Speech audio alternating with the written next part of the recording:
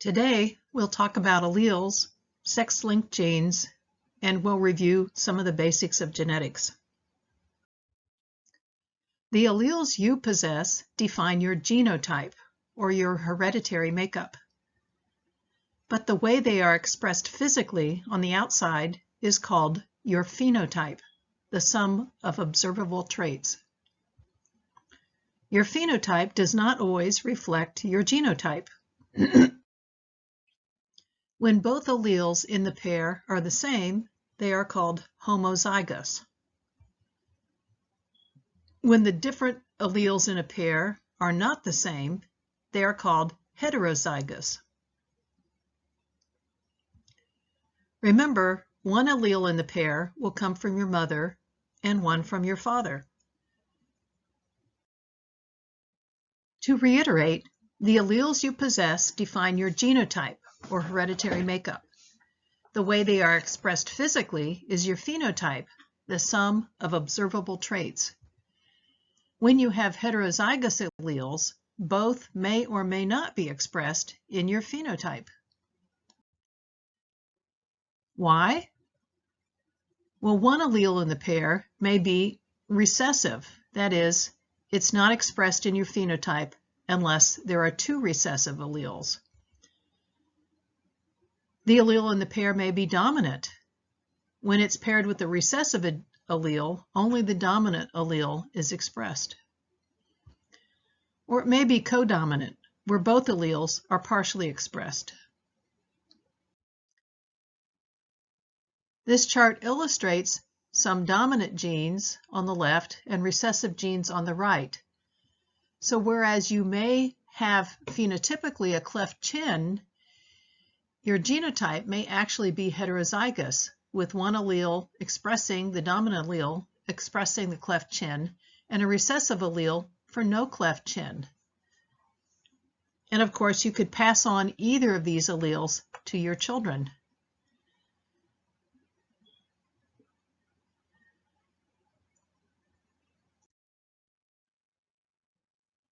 This illustrates codominant genes, the coloring of chickens. Black and white are codominant. So if an offspring or a young chick has both genes, it will come out speckled. Or our ABO blood group system. A is dominant, B is dominant, and A and B are codominant to each other. So you could have blood type A, blood type B, blood type AB. O is a recessive blood type. This means that even though phenotypically you may be A, genotypically you may be AA, both alleles homozygous, or you may be heterozygous AO. Whereas with B, you may be homozygous BB, or you may be heterozygous BO. And if you're blood type AB, obviously you're heterozygous, A from your mother or father, and B from the other parent. Whereas to have blood type O, you must have the O allele must be homozygous from both sides. Now, any particular trait can be determined by any number of loci, or genes. A single gene trait is called monogenic inheritance. Polygenic inheritance says that you have two or more genes work together to affect some trait or character. Included among monogenic traits are the same ones that you saw in the earlier illustration, things such as earlobe shape, the ability to roll your tongue, freckles. Hemoglobin, on the other hand, is affected by two loci, or two genes. Versus skin color, which is affected by many genes. We don't even know how many. So a monogenic trait is a trait affected by change at only one gene. However, even though it is a change in only one gene, it may have many phenotypic effects. For example, albinism. If you are an albino, This trait has affected your skin, your hair, your eyes. And environmental factors may play a role in producing many other phenotypic traits, such as cancer, sunburn, and bad eyes. In parts of Africa, I'm sorry to say that albinos are hunted for their body parts to use in ritual practices.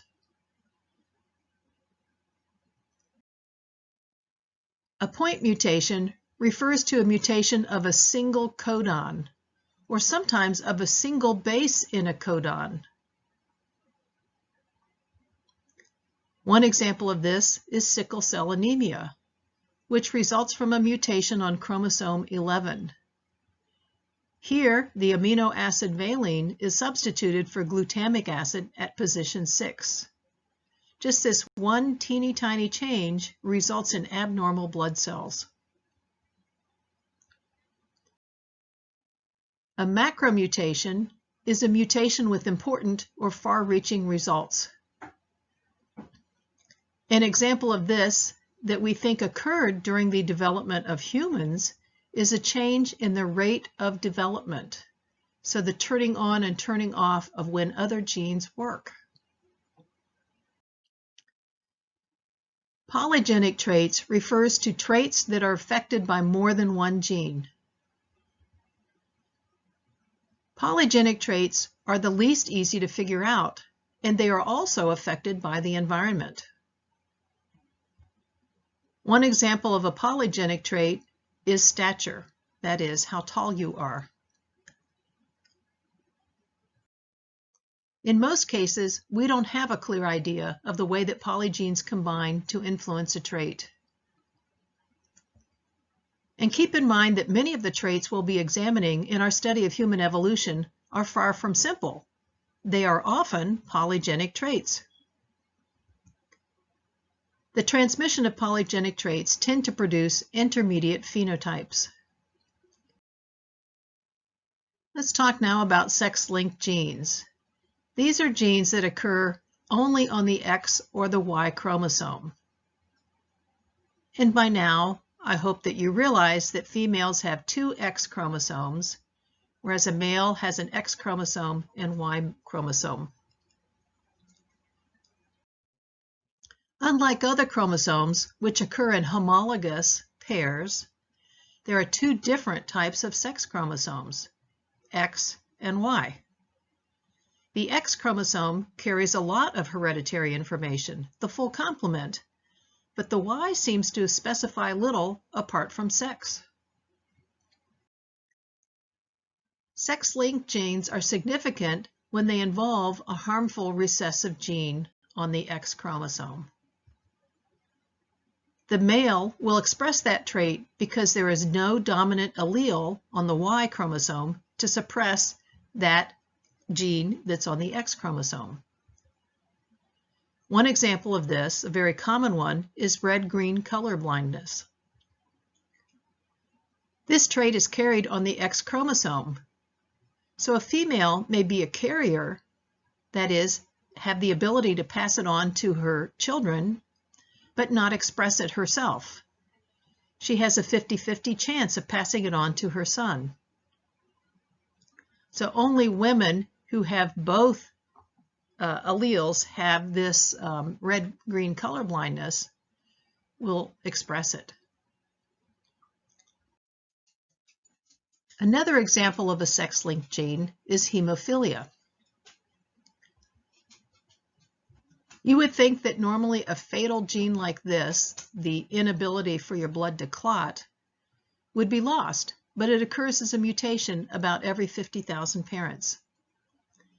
We know that Queen Victoria was a carrier, and we can trace the passage of this gene through the generations. 4 of her 9 children had hemophilia, 8 of her 26 grandchildren, and 6 of her 34 great-grandchildren.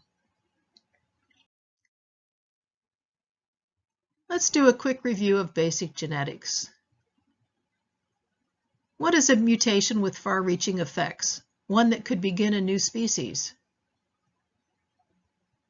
A macromutation. A trait affected by a single gene is called a Think of your Latin words. Monogenic trait. Traits with intermediate types are often affected by one gene, or are they affected by multiple genes? They are often polygenic traits, that is, affected by multiple genes. A gene that occurs only on the X chromosome is what kind of gene?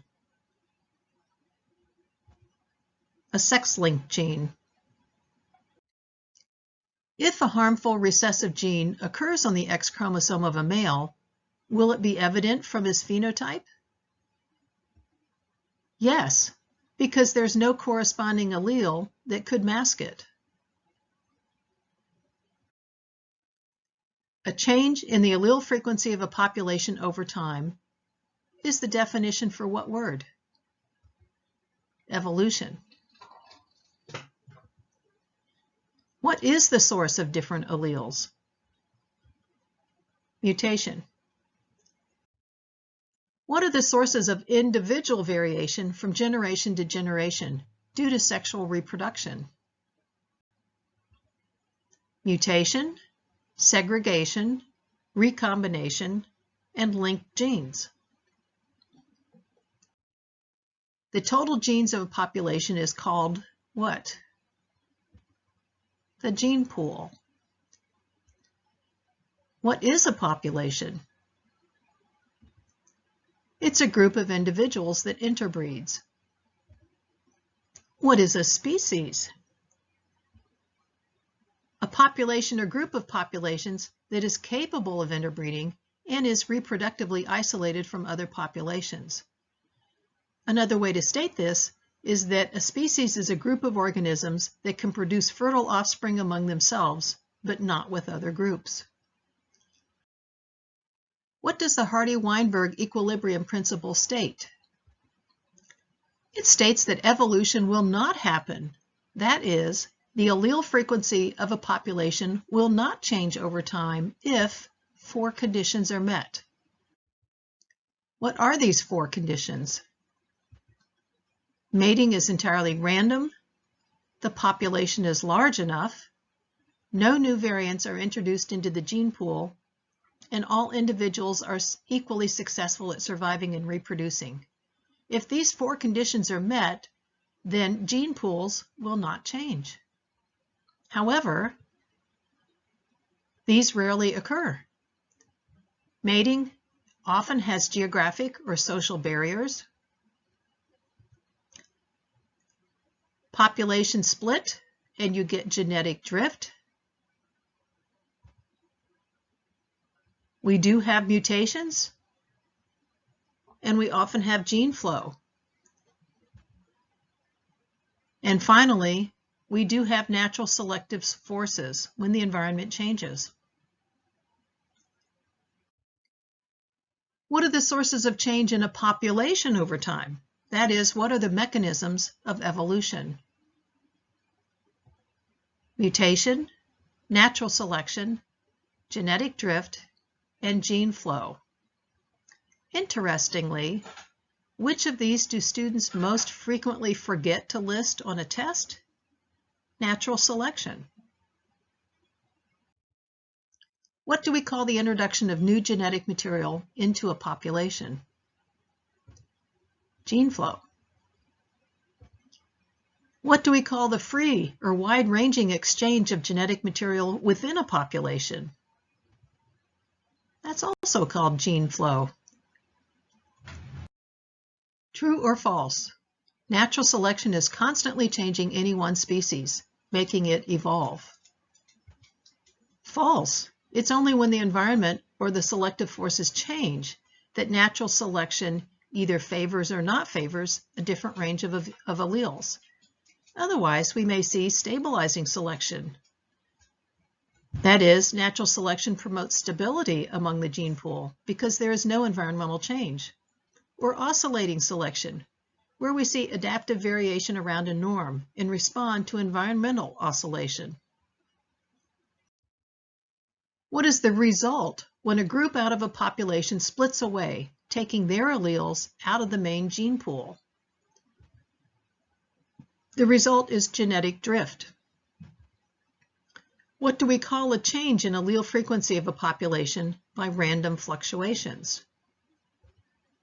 Genetic drift. When a group is small and begins a new population isolated from others, what do we call that? The founder effect, because the population fissioned off some other larger population.